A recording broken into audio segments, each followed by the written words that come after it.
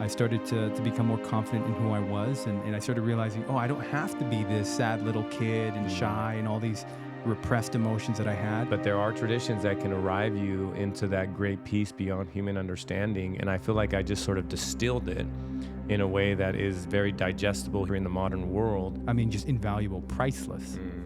This wisdom is going to last me a lifetime. Yeah, sure.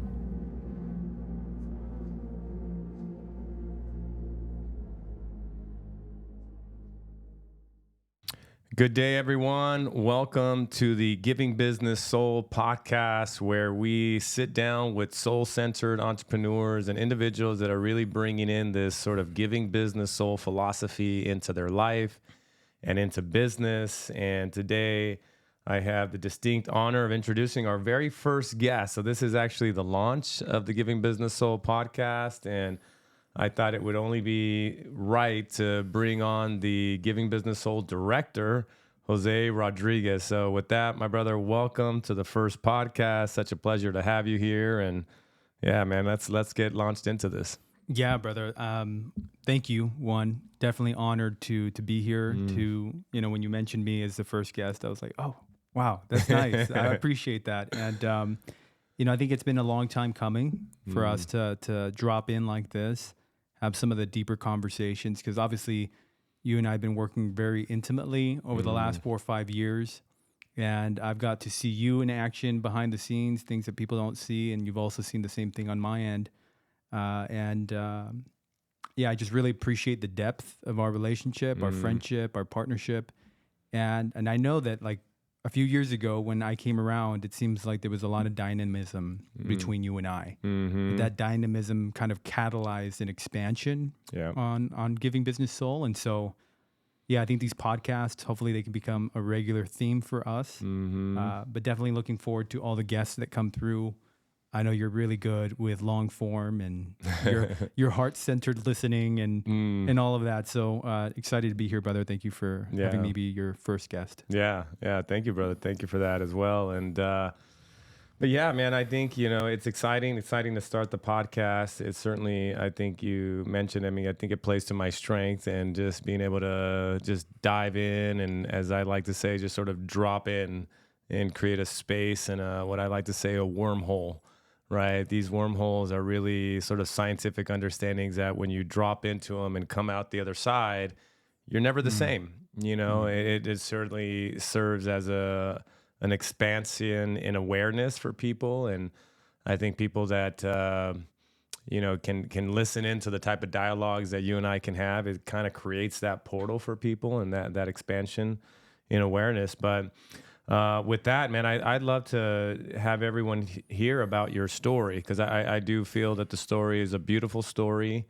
I think it certainly exemplifies, I think, a lot of the experiences that people have when they first come into the Giving Business Soul community. But yeah, I'd love to kind of frame the start of this just by simply, sharing your story about how, sort of life was for you before we engaged, and then kind of where are you at now? I think what you've been able to create does certainly have that texture of that 53rd Civic of super abundance, as you like to express from time to time. But I'd love for people to hear your background and how you all came into this. Yeah. Thank you, brother. I mean, I definitely my hero's journey, I feel like shares a lot of commonalities with a lot of what people experience in their own way. And for me, I feel like it really got started at 17 years old. My mom, I don't even think I've shared this with you I don't before. think so. I'm like, wait a minute, But, we're going deeper here. Yeah. And I won't exhaust the story too long or anything. But, I think one of the first things that happened to me at 17 years old is that I came into the realization that the reason I was being bullied was because of things that I didn't actually like about myself. And the bullying actually catalyzed this realization that I didn't have to be this shy, small kid, that I didn't even like myself. And it really began this understanding for me through understanding body language and correcting my posture. I started to become more confident in who I was. And I started realizing, I don't have to be this sad little kid and shy and all these repressed emotions that I had. And I went through a dramatic overcorrection of that, and started to The pendulum swing. became very self-expressed and, even at a certain point, very arrogant, big ego. Eventually that got deflated through, events that happened in my life. And, but that beginning point of realizing my capacity for transformation, I think was a really big point for me. Because since that age of 17 years old, I feel like I've been realizing, especially coming into Giving Business Soul a few years ago, that how far we can go in a single lifetime is really boundless. I love that. And before I officially met you, I was 23 years old. I was working at a property insurance company in Anaheim and making pretty decent money for my age, and definitely experiencing kind of the highs of being in a higher income bracket than my peers. And at the time, Rosa and I, we took a break on the relationship, and it was a really curious time because I was in this place of self-development. I really had found self-development. Gary Vee put me on, and I just really started to understand the potential of what's going on in the social media industry, how to help small businesses get in there and grow their businesses. And so I started my self-development path in earnest. I started listening to podcasts. That's when I really got serious about listening to books and reading books. And it was in 2017, about halfway through that year, and halfway through this commitment of self-development, that I experienced a heightened state of consciousness. And at the time, I had no language, no reference point to understand what was going on, other than that I felt really darn good. And that was a really interesting feeling. It came into me. I remember the exact day it came in. I was in traffic, driving home, same mundane 90-minute traffic commute that I'd been in for many years. And I just felt this veil lift. And I realized, and I looked around myself, and there was this really silly insight that came out where I realized that I'm not in traffic, I am traffic. Wow. And at that, for a long time, that seemed so silly of a thought, but really the realization was coming in that I'm one with everybody who is moving in, this same commute home. We're all trying our best, and we're all equal in this. And that feeling, though, stayed with me for 6 months. And to give you a little bit of a glimpse of how dramatic that feeling was, a week into the experience, I remember sitting at my cubicle and really seriously asking myself, what was I thinking about before this? Like, where have I been? Like, I really felt like almost like my brain had been off up until that point. That's awesome. And really, I feel like it was in that time period that I started asking more serious questions about my life. Like, why am I here? What is my potential? How can I serve my family? How can I serve those around me to a greater degree? Ever since I was 17 years old, I knew that I wanted to help people realize their capacity for transformation. I wanted people to know that there was more to us. But at a young age, it felt like youthful folly, or to think that I could ever do that. And so that, I feel like at 23 years old, with this heightened state of experience, really started to come in as a driving factor. Like, you can do this. You can really move into this next level. And, the youthful folly at that time was certainly that I thought that first I need to get all the cars, and I need to get the house, and I need to get all the money, and I have to have multiple women. Just the delusion that I was in of that's the only way people are going to listen to me. And so, but it started this path, for me, and it lasted 6 months, which was amazing. If it was this feeling of invincibility. It was one of my gene keys, so that's why the gene keys ended up landing really well for me. But the feeling was so intense that it gave me the courage to quit my job prematurely in hindsight. Before I was really ready, I hadn't really built up my reserves. And about a month later, after quitting my job, you take the security of the money away, and that feeling that I had completely disappeared.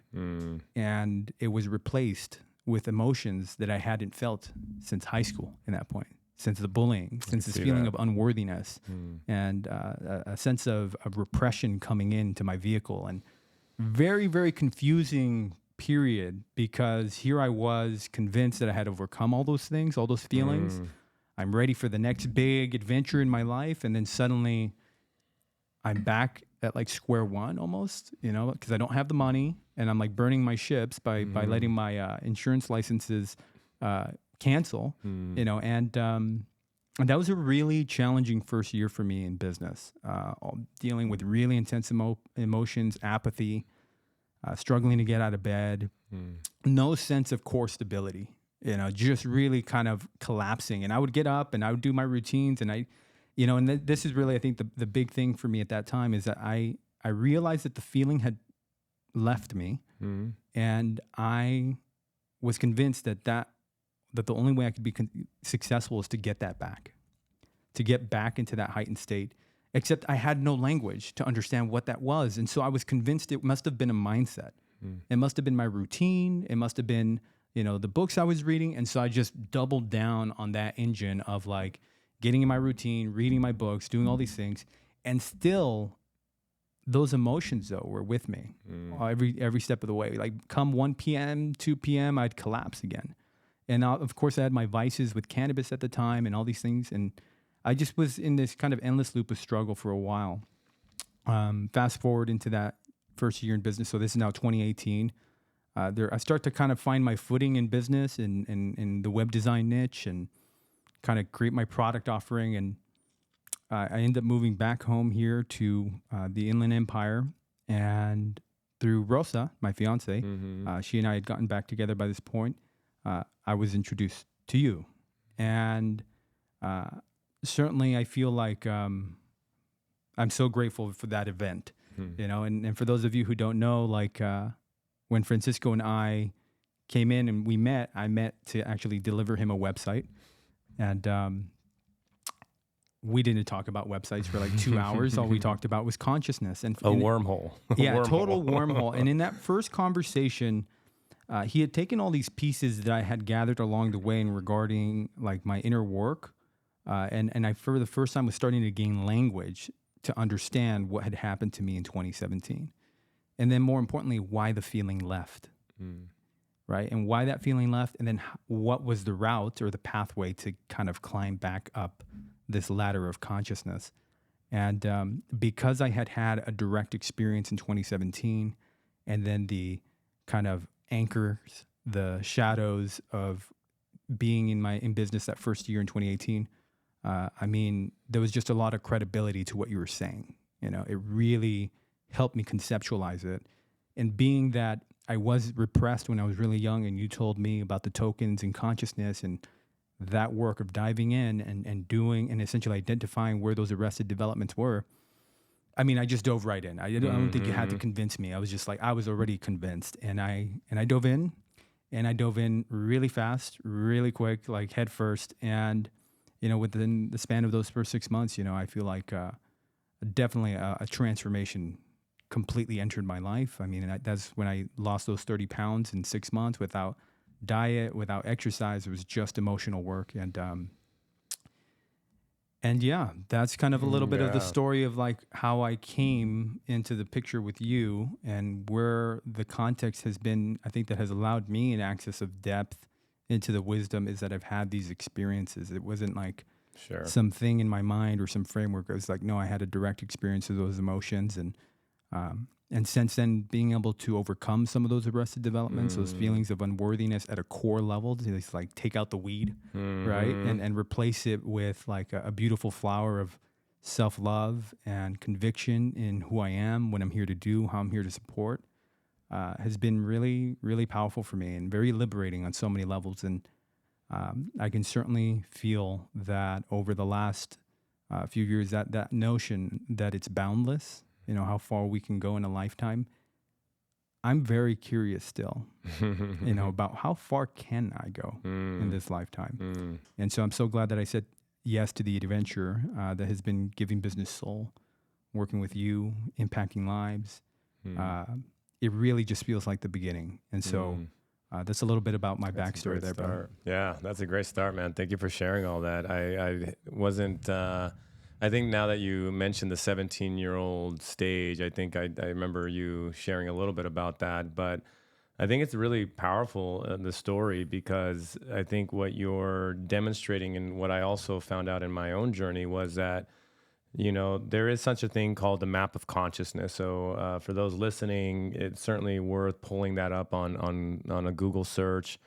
It comes out of a book called Power versus Force, and it's just a very powerful framework if you are a seeker of wisdom, if you are playing the evolutionary game while you're alive.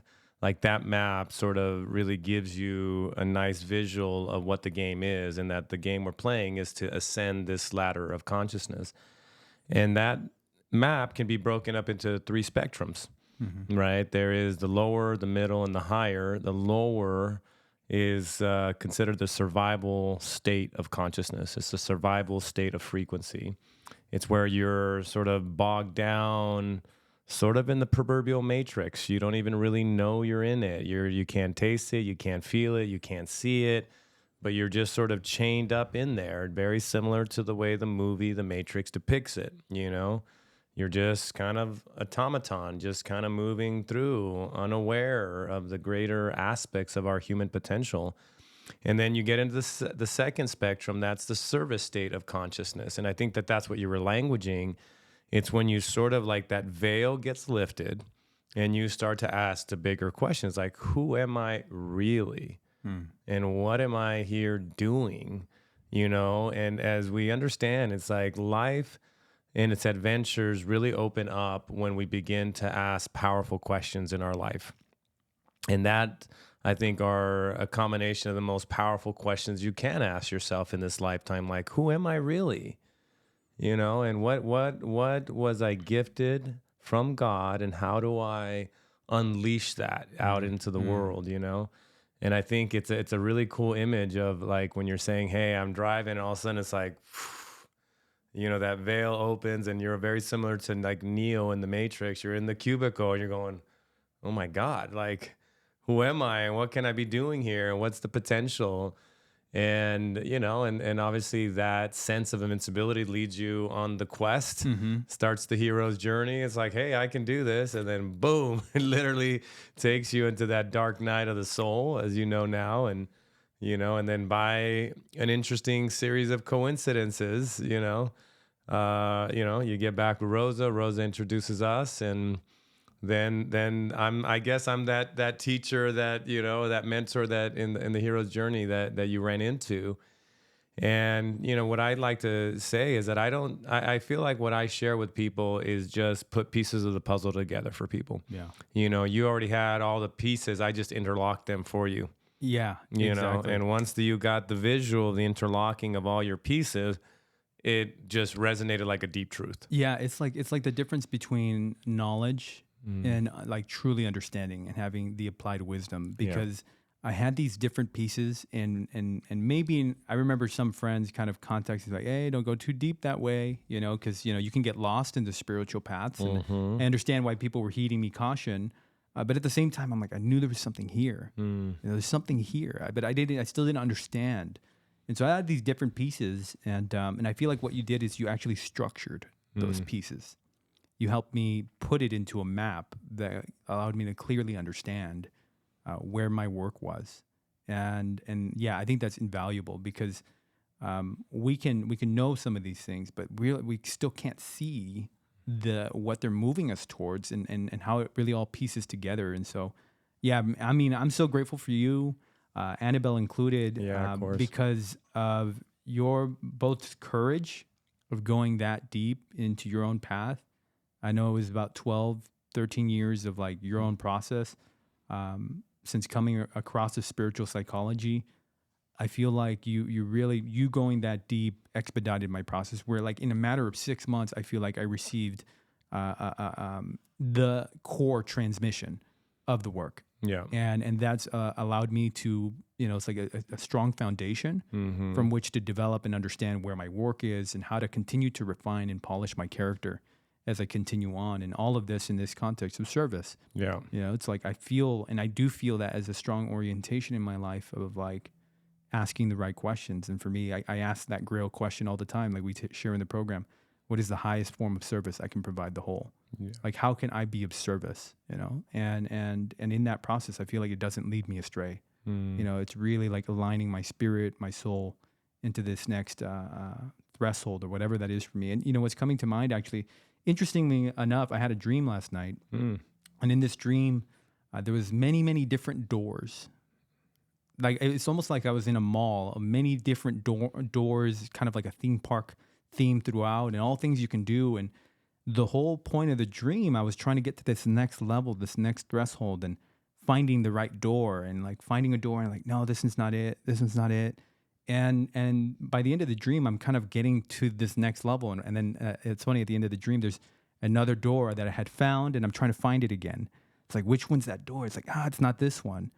And I think what kind of considering the dream, I feel like that's really what you helped me understand very quickly. It's like, which are the doors that deliver me into my soul development, and really in a groundbreaking way help me make progress versus the distraction. And dude, I'm so glad just over the years, like I've seen, I've seen people get distracted. I see people, walk into dead ends or walking in circles. And I feel like it's so nice to just know that the wisdom you're offering and the transmission you're bringing in is grounded, that it's also not just yours, Right, it's like you're standing on the shoulders of giants. And so am I at this point, because you've studied wisdom traditions that have literally passed this wisdom down for ages. And you just have that ability to put the pieces of the puzzle together to allow someone like me to come in and apply it. And really,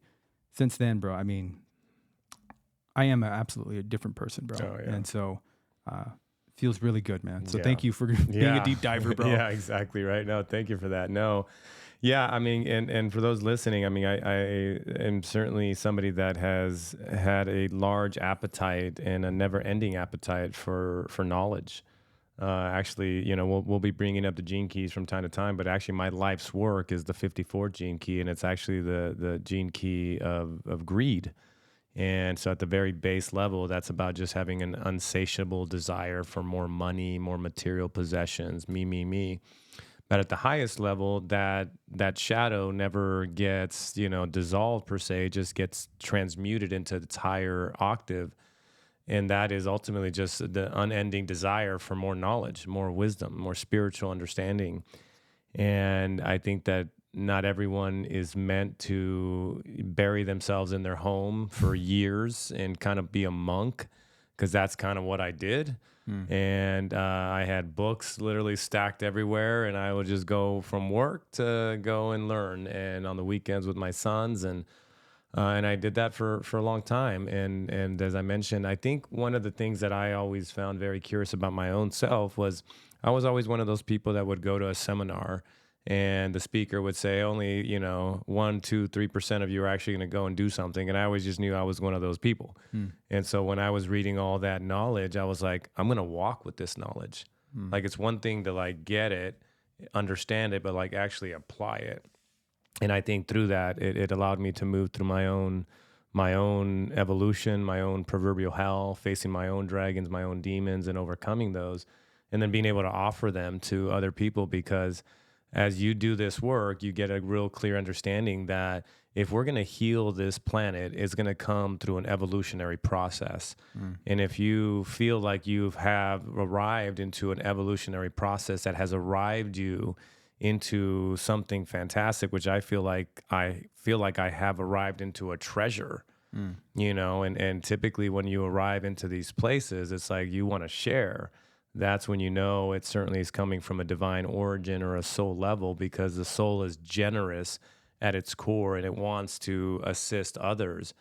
And through being able to do that, I think it's really catalyzing an evolution for many people. But to your also point is like, what I gathered is that many traditions had this sort of understanding, but it's like, who really is going to spend that amount of time to go into that and then really walk it and discover it and do it? But there are traditions that can arrive you into that great peace beyond human understanding. And I feel like I just sort of distilled it in a way that is very digestible here in the 21st century in the modern world. That doesn't require you to pray or meditate for decades to come into it, or, do these things. And it really, like we like to share, literally we can surmise, these great treasures of the esoteric traditions and these mystery traditions that arrive you into this deeper calling. Wake up, clean up, grow up, show up. 8 words, Mm-hmm. and it's just this beautiful sequence that ultimately speaks about what the process is as a human. First, you have to do the wake up, which you did. The veil opens, you ask the bigger questions. Wow, I've woken up. Everything is connected. I'm not in traffic, I'm one with traffic. Understanding the connectivity of it all. And it's like, okay, now you've woken up. And then just like you did, it's like, okay, I leave my work, and then all of a sudden, all the emotions are still there. Mm-hmm. And now I got to do the cleanup. Now I got to go into these places and have tools to clean all that up so that I can grow up, which simply means that you start to evolve in consciousness.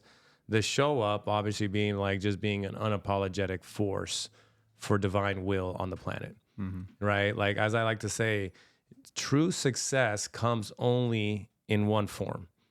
Right now, we have the illusion of success on the material plane, and it's money and success and the cars and the women and all that stuff.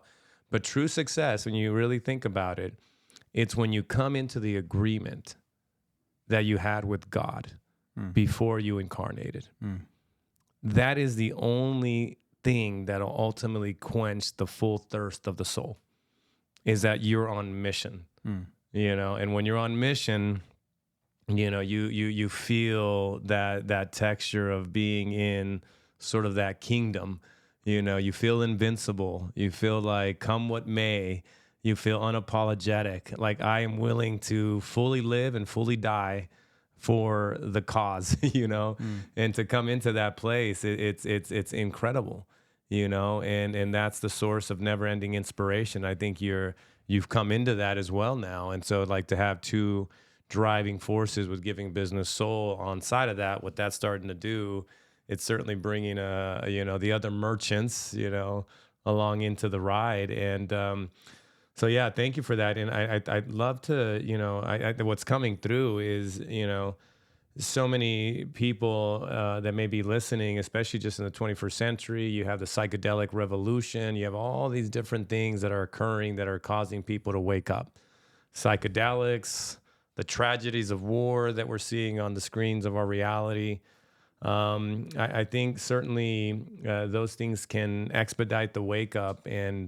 But I'd love to, if you're open to sharing a little bit about your own experience with sort of the shamanistic path and sort of venturing into that, but maybe utilizing the tools that you had, in absolutely. the process, because many people go down that path.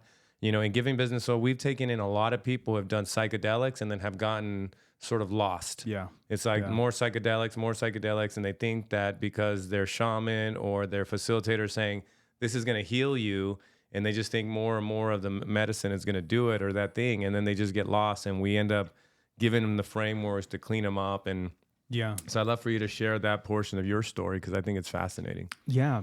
I mean, absolutely. Definitely very helpful to have the medicine, the plant medicines to support the process. And I think I'll start off by saying that, like, I remember before I met you, I had heard about ayahuasca, and I knew that it was for me. But I always thought that it was going to be many years away, because I thought I'd have to travel to Peru and everything. And eventually that kind of door opened up, and absolutely the best thing that could have ever happened to me before doing those plant medicines was meeting you and getting the structure of the map of the inner work path, because that empowered me, that those structures, those frameworks empowered me to utilize plant medicines in a way that was really hyper productive. I was not going in there to mess around. I was going in there to really explore my own consciousness. That's awesome. And to understand who I am and what have I been holding on to. And I feel like it was your example in the structure of that wisdom, and even just the men who have gathered around you that gave me the example of understanding, like, how to hold this, And so I'm so grateful, because I know people tend to come into that path, and it can be like a lot of, distraction and a little bit love and light and not grounded. But to see one that the philanthropy work that you're all doing, to open that up, to really see into the depth of the mission, was very supportive. And again, I feel like that's exactly what I was doing in those spaces, was just asking big questions. What happened to me when I was young? What was going on in this place, and and it didn't yield easily. It's not like I asked once and it just gave me the answers and I felt better. No, it's like it actually got a little bit more challenging before it got easier. But it's like by being equipped with the tools, the language, the frameworks, that really did support me in that process to understand what I was doing in there, and eventually to come across, of course, like core wounds, core things, and even like it's funny. It's like, right. It's like the medicine just kind of gives you the instruction, but to also understand, I need to now act on those instructions. Meaning, it's important that I don't go with my inbox with the message received and then just keep it unread or just like let it sit. Like I actually need to respond to the universe, and also know the timing of that event, and really learning. It's like I'm also not here to make decisions out of excitement just because I received something. It's like, so being able to discern all that was really helpful in that space. But I think the point that maybe I'd like to make is that aspect of having the frameworks, the structure, because I was able to receive insights in the space with psychedelics without those insights being corrupted by a misunderstanding or misinterpretation of my lower bodies, my structure in consciousness. So having the framework, having the practices, doing the breath work, all before ever leading into something like that really helped me in just being able to interpret what I was receiving clearly. Right. And I think that's such a big thing. I think in terms like of the wisdom and what we're doing here is like having the structure of understanding the wisdom and the map of doing your inner work through the tokens in consciousness, through the wake up, clean up, grow up, pathways of embodiment, even understanding the Holy Grail framework and that story. Really has just supported me. And when I receive an insight, understanding what this is getting at versus like what tends to happen, right? There's the shadow of corruption where it's just like, it's not corruption in the terms that we're corrupt as individuals, but it's like our hardware, our body, the vessel, because we're not taking care of ourselves, because we haven't been studying material to help us conceptualize the spiritual domain. Transmission, meaning insights that come in, tend to corrupt. You misinterpret what's coming in, and that's, I feel like, where it gets really dangerous. Yeah. Because now you're talking about, you can be receiving an instruction, but you completely misinterpret what it is, and this is where you get locked up a little bit deeper. And so, definitely playing with fire there with those psychedelics. I don't actually recommend them to everybody. I don't think they are for everybody. And if anything, the way that I think about the Roundtable Masterclass is that it's like we're delivering essentially the concrete frameworks that you can utilize, that one you can follow on their own, and they're going to deliver you to very powerful insights. Yes.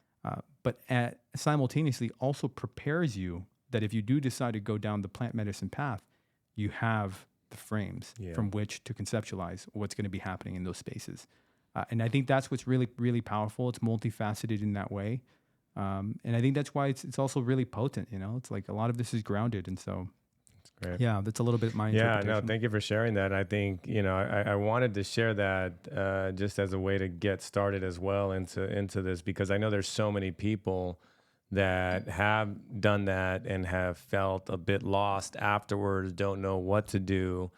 And I think for those that are preparing to go, understanding, and I'll color it in a little bit more, what Jose was saying, is that it's understood in the traditions that we have 7 layers of bodies. Speak too much about the higher bodies because they're spiritual and very ethereal in their sort of languaging, but the lower bodies is your physical, your emotional, your mental, and then you can say your causal or the soul body. And you've heard that expression many times, like downloads, insights, and so forth.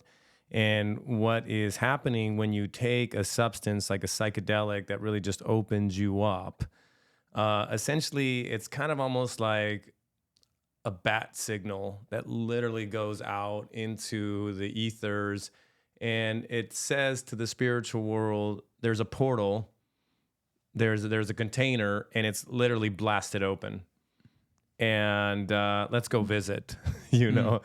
And you know, you want to understand that, you know, that there are you know, sort of archangels and archons. You know, you know, there's a spiritual hierarchy. And just as at the very base of creation, you have protons and electrons, you have light and dark. At the very highest levels, you have the exact same thing. And so when you sort of get blasted open, you know, insights can come, and to some degree, yes, they can be misinterpreted. The other is that, you know, you can hear a voice and you think it's a voice of an angelic force, and it may not, you know, and it may be sort of misguiding you, taking you off course. And that's why it's important to, before you venture into that world, to structure your bodies, your lower bodies. So when that insight or that voice comes in, you have the power and the spiritual capability to discern that. Yeah. You have the ability to say, that doesn't feel benevolent. It feels a bit malevolent, you know, or, you know, that insight doesn't, it feels like it's my own ego, my own shadow continuing to tell me and propagate a wounding that I have. I remember one time an individual I spoke to afterwards said that he got the insight that it was okay to be with two women, you know, and it's like, yeah, I don't think so. Yeah, it's a distortion. It's a distortion, you know, and it's being filtered through because the lower bodies and his wounding and his ego structures haven't been properly reconciled sufficiently enough to get proper, you know, revelation and something like that. And so I just wanted to kind of have you share that because it's important. Right now, people are selling, you know, psychedelics as a cure-all, and they're just playing with fire, as you said. And it's just necessity to have frameworks, because I know when I began my journey with that, I was already deep into the spiritual psychology world, had been deep into the devotion of the body. And so I think it allowed me to sort of expedite my process through having the proper tools inside of that domain. But yeah, so thank you for sharing that. I think I'd love to now, you know, you obviously had this really powerful epiphany moment. You wake up, we connect, you know, you get the frames, the tools, the language, you start deep into this process now. And you know, where is Jose now? You know, it's like, I think I would love to have people really understand, like, why do the inner work? Like you were asked that question the other day. Yeah. You know, why is it necessary? You know, it's like most people say, hey, because there is a powerful force in our world that seduces us to just keep us externalized. It's like, well, inner work, what the hell is that? And why? Why would you even go down that path? That seems like face your dragons, face your demons, your betrayals, forgive people. What? Like, what the heck do that for? You know, so maybe share with them, like, the texture of your life now in 2024, where you are 4 or 5 years into this deep process. Like, what is life like, Mike? Yeah,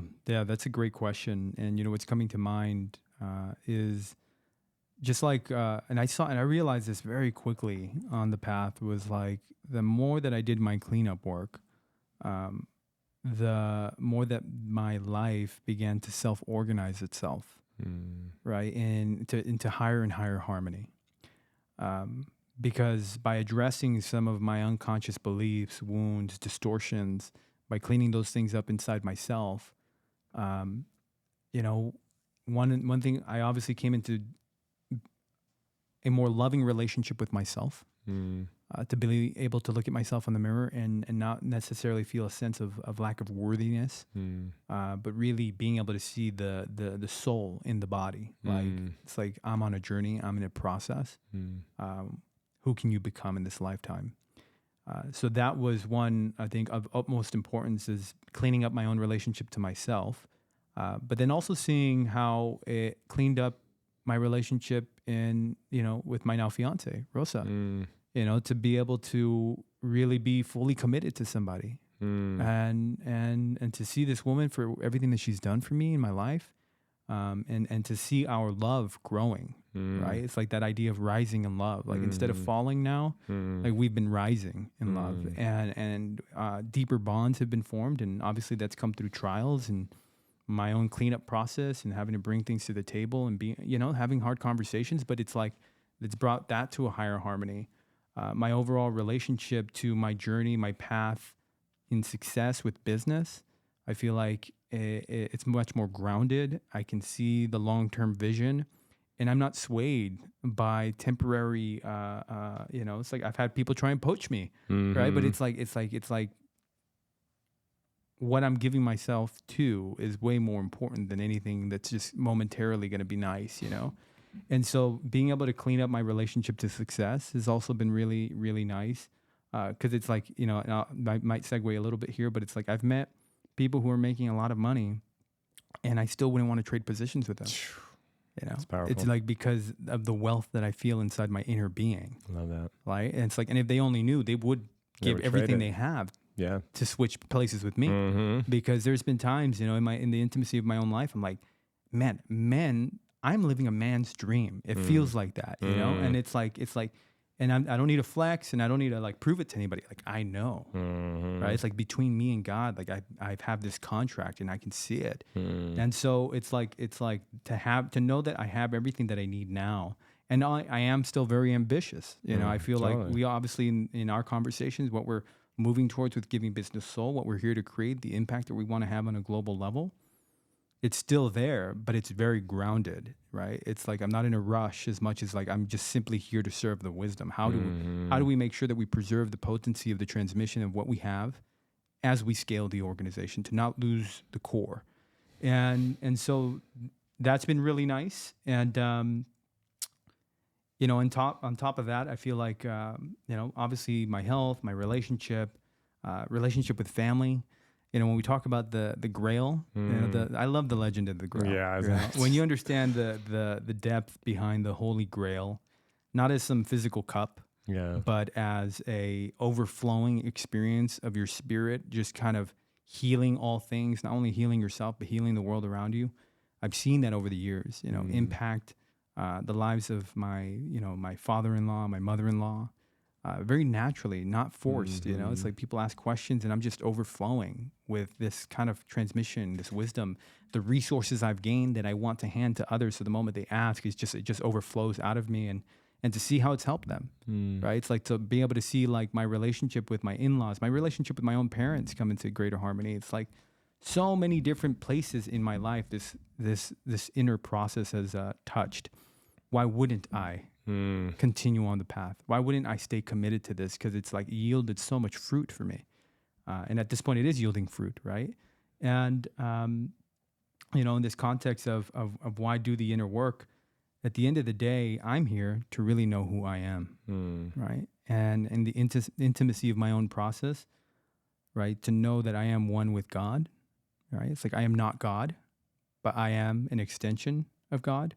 Right, to know that, to know myself to that degree, is obviously a very powerful state of being, and to know that, and to also know that when I'm looking at somebody else, they are also an extension of God. And so to be able to see the world from that lens, from that point of view, and to say, okay, if I am an extension of God, then who can I become? And to know my own light, right? To know how far my light can extend and express itself and impact the world around me. It's just like at this point I just want to be a conduit, and one of high integrity, one of like just like live the adventure of life and to see how far I can go. I mean, but that know thyself, right? Know thyself. I think I'll really emphasize that point right now, because we were talking a moment about psychedelics, and the way that you tell the difference between an angelic force and an archonic force is by knowing who you are. Knowing at the core that you are the light, and then through that process, you're not going to be swayed by somebody trying to tell you otherwise, because you know the difference between who you are and what you are not. And of course, that serves you very, very well in business, knowing what is for you, what is not for you. Serves you really well in relationship and creating boundaries, knowing what is for you or who is for you and who is not for you. And it's all that comes through this path of knowing who you are. That's how you tell the difference of like the quality of the decisions that you make It's like what is for you and what is not for you. And the more consistently you say yes to the things that are for you and no to the things that are not for you, you will always remain in the divine flow, right? And it's like that divine flow is exactly where I want to be, like being at this table right now with you, right? It's been a consistency of saying yes to the right things and no to the wrong things. And I can tell the difference because I know who I am. I know what my values are, what my priorities are. And I know that this is, the more that I work with what I have, it's going to expand. And, you know, I've got to the point where my goals, and I've mentioned this to you in the past, my goals are love, truth, wisdom, prosperity, abundance, adventure, friendship, you know, all these qualities. It's like I'm not waiting for some day out there when I get the house and the car to feel successful. I have the success of all these qualities I just named right now. And the more I work with what I have, the more it expands. So I know that on this path, in staying consistent, it's going to lead to more adventure, more love, more trust, prosperity, abundance, all of the things that I find important in my life. And Powerful. so that's why I do the inner work, you know, to realize that beauty and see how far I can go. That's powerful, man. That's a great little monologue you just kind of put together for everybody listening. And I think you're really putting into language, you know, what we're here really doing on the planet. And you know, you eloquently described how rich you feel. I think just like many things in our world right now, there's been an inversion of what is, you know, being rich. And, you know, it's been looked at as material possessions and things of that nature. But the true richness comes only from what you're describing, right? This sort of, you know, anchoring of these higher qualities of love, truth, wisdom, prosperity, abundance, you know, friendship. Those are the things that matter the most. And as the great teacher Yeshua, you know, sort of says in a passage, it's much easier for a child to pass through the pearly gates of heaven versus a rich person. You know, because a rich person, typically they're just so caught in the material and they just kind of feel like they potentially have arrived into it because they've gained sort of the material possessions, and to let go of that, not in the sense that we're certainly not in the game of being, you know, materially poor, Right. you know, but to let go of it as the one and only barometer. Because most people lose sense of who they are in those things. Exactly. Right? So they've lost themselves in the pursuit of the material possessions, that it's like the material possessions rule over them, right? It's like you have to maintain the wealth. You have to show up in certain positions and situations where you maybe don't even really want to be anymore because you're maintaining that that illusion of success. And really, I think what we're saying is like, no, work on really knowing who you are, build your success so that you can tell the difference between what is for you in this climb up the mountain. And do that in a way that allows you to really have the material, but also not be owned by those material possessions, not be defined.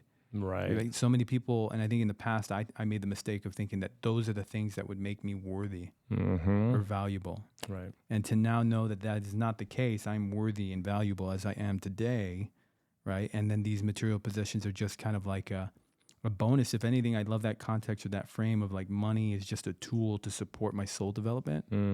It's just like, I use money to bring in more beauty, you know, to bring in more experiences and adventure into my life, not as a way or a status symbol of like who I am and what I'm worthy of. And that's great.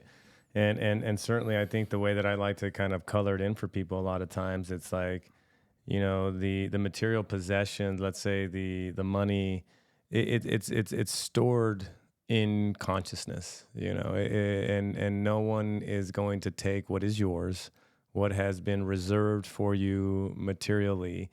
What the real game is to work from the inside out, right? To work diligently inside of the inner planes to evolve high enough, you know, and so that you eventually reach, you know, what has been destined for you.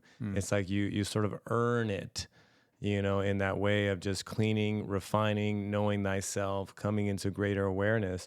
And, you know, and in just some moment, you know, that treasure begins to flow and come in large spades. And And when it is, it's also taken care of very differently, because of the process that it took to get there. Because how many times have we seen, proverbial empires crumble where people, maybe apply, so specific like disciplines and tactics and strategies to arrive into money.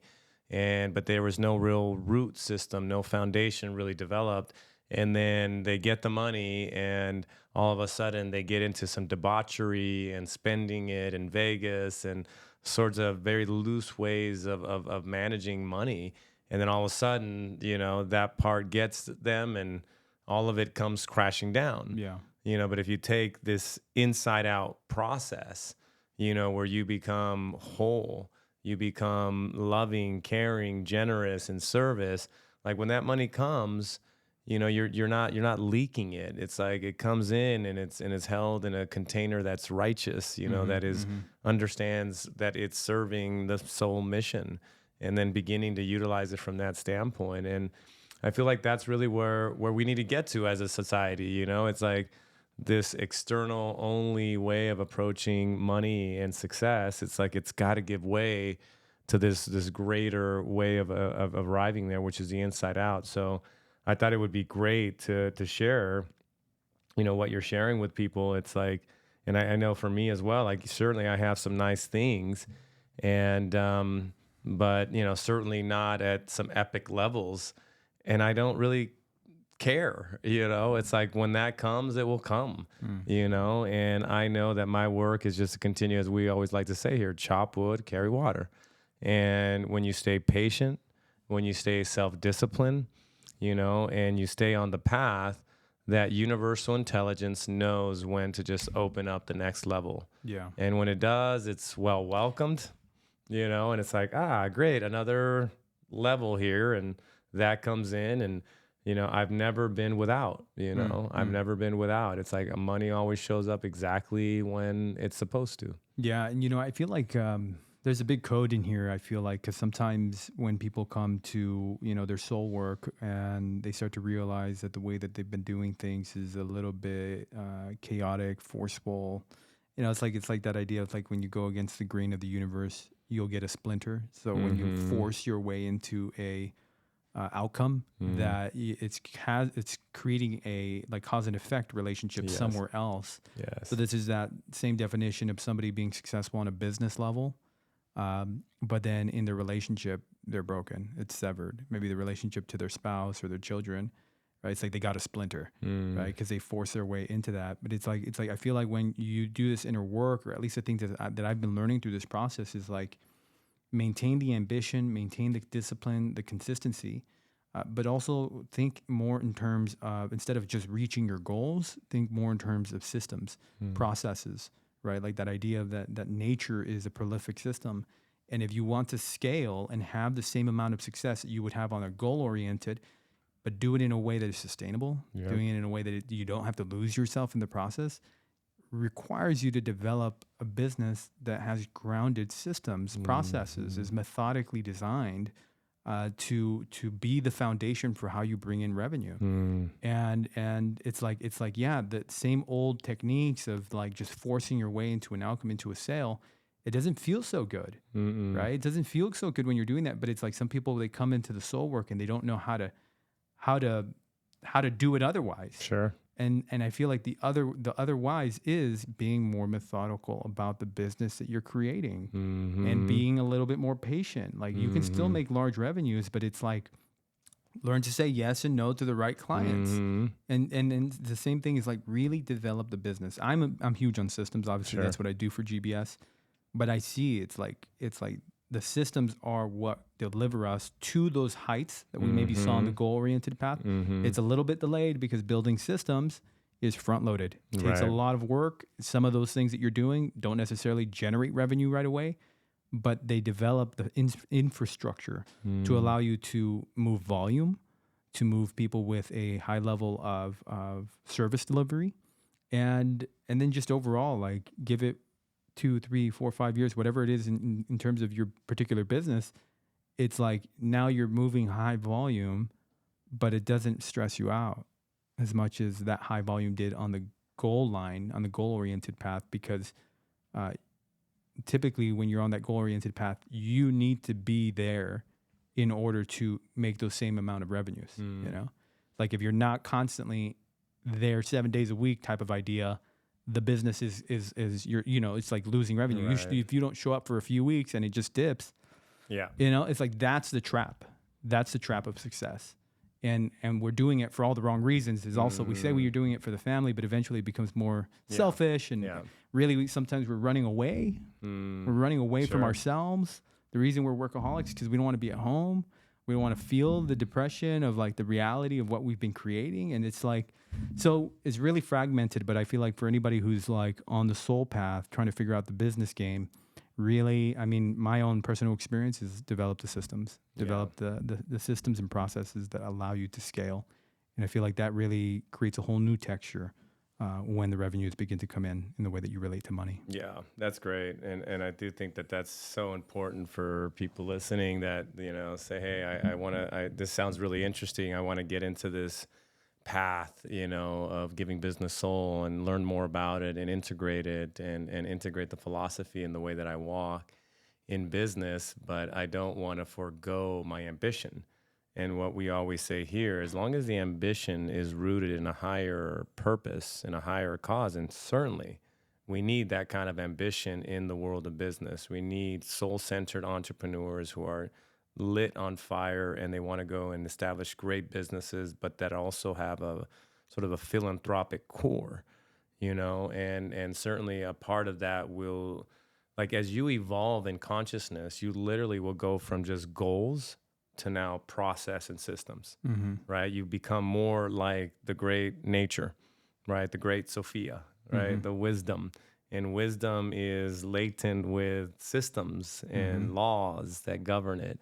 And once you integrate that in your way of being in your business, certainly, again, a little bit more front-loaded, but it can really begin to yield just great amounts of fruit for yourself and the philanthropy that you're doing. So I think maybe as a closing way to close this out here, brother, is what's next for GBS? Being that you're the systems guy, you know, what have you put together recently to, you know, really scale the message of GBS? Because I think many people that hear what we're doing and come into the field, come to an event, a seminar, you know, they come around us. It's like, man, this is amazing. This is global. This is going to really, you know, they read the clarion call, the introduction to my book, and it's like, man, this is what's needed, you know. And you know, I think we've certainly been in this front-loaded process, you know, of developing, you know, the system. So what have you developed? What's next for GBS? And go ahead and feel free to close this out. Yeah, absolutely. You know, I think for context, I think it's worth mentioning that when I met Francisco, he was just like a fire hydrant of wisdom. A lot of information, some things I didn't understand, other things I did understand. And, you know, he was doing his own things, had the merchant embodiment blueprint at that time. And, but still a curriculum didn't really exist yet. And over the last 4 or 5 years, as we've worked together, we've developed the Roundtable Masterclass, which is a curriculum where we just really grounded all of this. And, you know, we've been in this methodical process of really figuring out how to bring this out into the world. I'm actually really energized right now with where we are because it took 4 or 5 years, but we have a solid foundation in terms of how to connect with Giving Business Soul. From one, even this podcast, right? Being the first, you know, this is going to be a way to get the message out and get people to connect with the work and the wisdom that we have. And, you know, so we have the podcast, obviously, which I think will take things to the next level.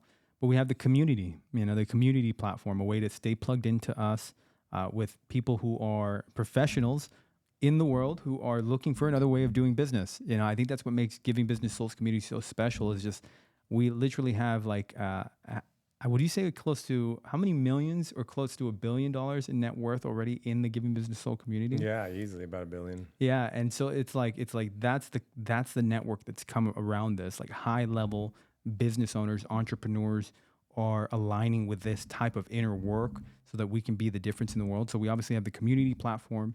We have the Roundtable self-study course where you can learn all the tools, language, frameworks, systems of what we're bringing forward in terms of how to do this inner work and integrate it into business.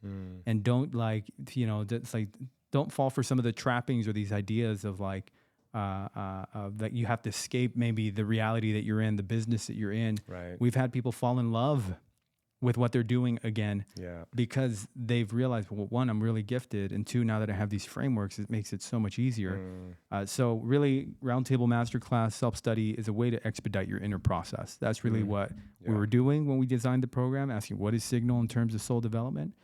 And then you obviously have the coaching with Francisco. I think eventually I'll also be stepping into the coaching arena more seriously. But coaching with Francisco, I think obviously that's the way to go if you've got the resources.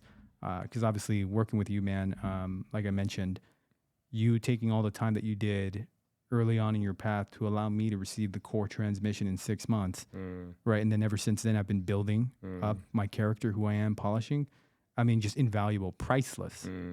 This wisdom is going to last me a lifetime. Yeah, sure. And it's yielded so much more than the initial investment, that was made when we first connected. It's like, so obviously awesome approach there. And then for those of you, I guess this is maybe a way to kind of debut it too. For those who are in the community who have gone through the Roundtable Masterclass, we have started the Path of the Merchant. We have about 12 people in the Path of the Merchant so far. And that is a higher curriculum where we go a little bit deeper into the esoteric. It's advanced, where if you haven't done some type of inner work or understand the roundtable mechanisms, you're not really going to know what to do with some of the wisdom inside the Path of the Merchant. And so the Path of the Merchant takes it a whole other degree higher into this wisdom.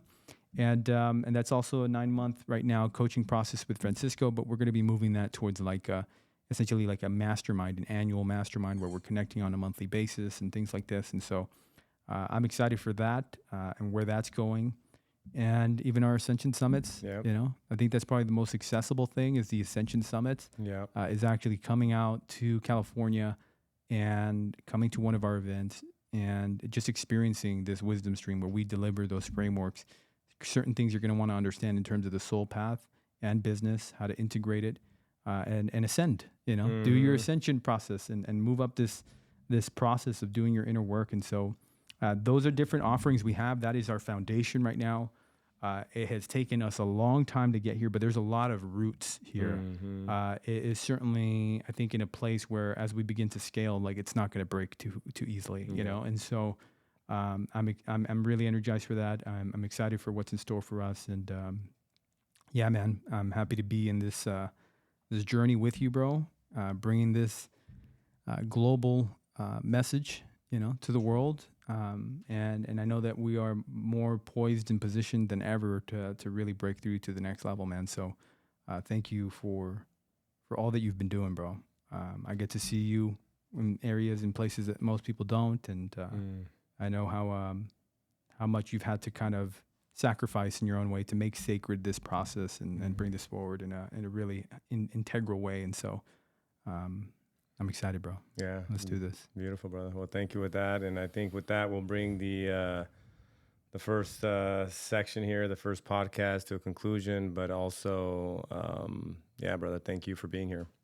Thank you for locking arms with me and saying, hey, I believe what you believe. Let's move this. And certainly the intersection of our lives was certainly ordained from the higher worlds that allowed this to really be materialized in this world. Yeah. And certainly I feel that to be the case. I know you feel it as well. So I think great things ahead for Giving Business Soul, for both of us and for those that we touch. So with that, we bring it to a conclusion. Thank you, everybody, for listening. And go check out, www.givingbusinesssoul.com. Check out the suite of offerings that we have if you become interested. You can also go to franciscohara.com if you want to find out about how you can book me for, talks, seminars, events, speaking engagement, things of that kind. So with that, much love, everybody. Thank you.